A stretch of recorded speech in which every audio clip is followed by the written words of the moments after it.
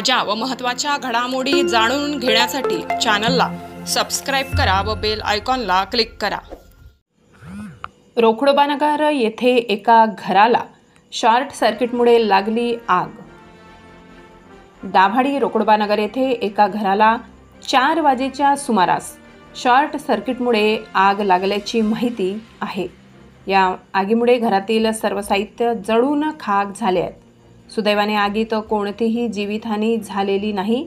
घटनास्थळी ग्रामपंचायत कर्मचारी व तलाठी यांनी भेट देऊन पंचनामा केला। कुटुंबियांना शासनाकडून भरघोष आर्थिक मदत मिळावी अशी ग्रामस्थांची मागणी आहे।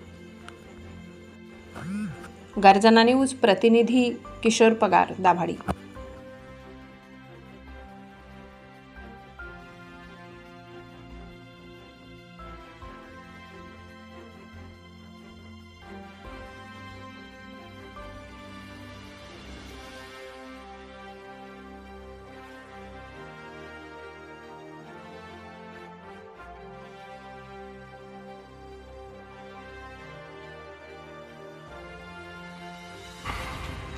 ओके।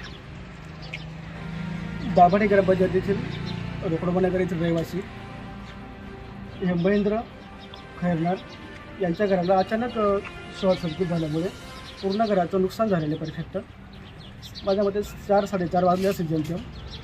त्यावेळेस नेमकं ते कामावरून आले आणि नेमकं पहिले तो पूर्ण धूर निघतो घराचा। इथं पूर्ण स्थानिक रहिवासी पूर्ण इथं जमा झाले। त्यांनी पूर्ण पाहिलं, कोणी दरवाजा तोडला, कोणी पाणी आणलं, कोणी काय केलं। सर्व परिस्थिती पाहिली तर पूर्ण घराची पूर्ण राखांगूळ झालेली आहे सर्व।